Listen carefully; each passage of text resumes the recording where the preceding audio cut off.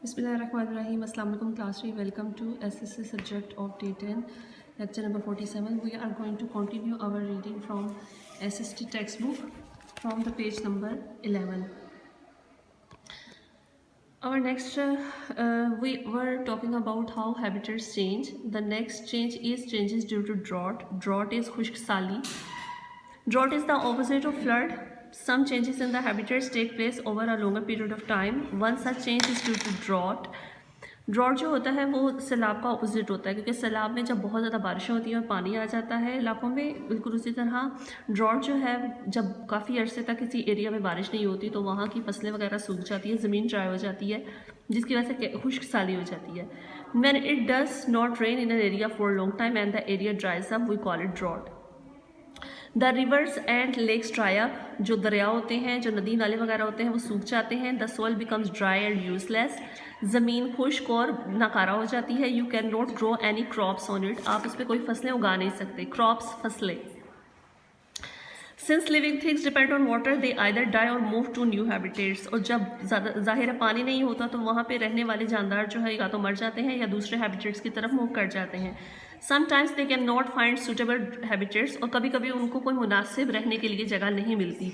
If they can they die. और जब नहीं मिलती तो वो मर जाते हैं. People also move away from such habitats because they cannot grow anything, they cannot survive without food or water.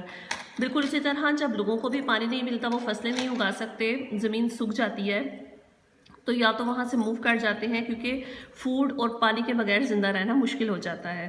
Survive, ज़िंदा रहना. Turn the next page. How do people effect habitat.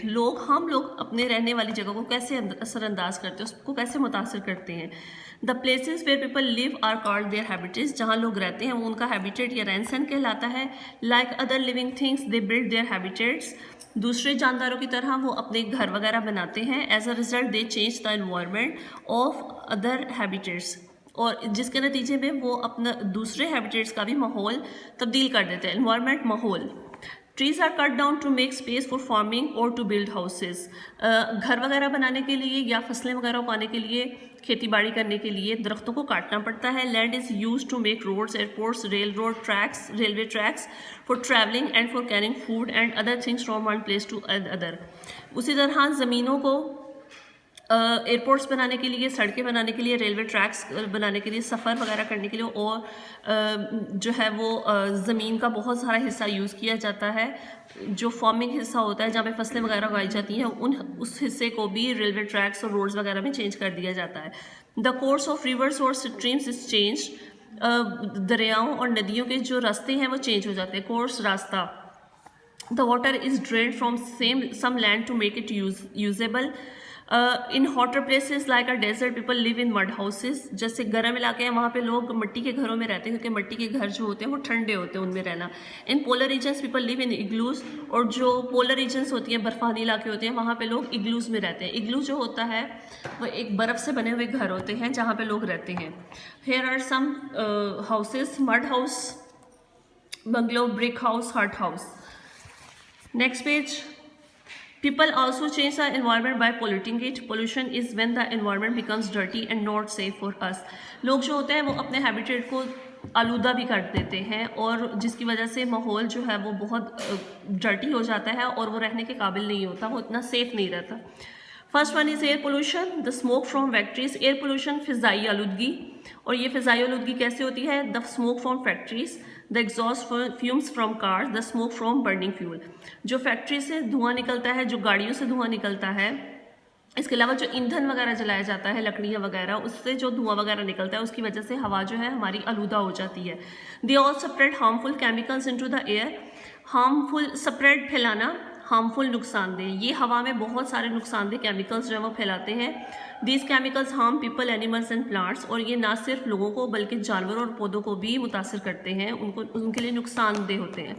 Living things either fall sick और die by the harmful chemicals. या तो परिंदे, पौधे, जानवर, इंसान वगैरह इन हार्मफुल केमिकल्स से ज़्यादा देर तक अफेक्टेड हों तो या तो वो मर जाते हैं या फिर बीमार हो जाते हैं.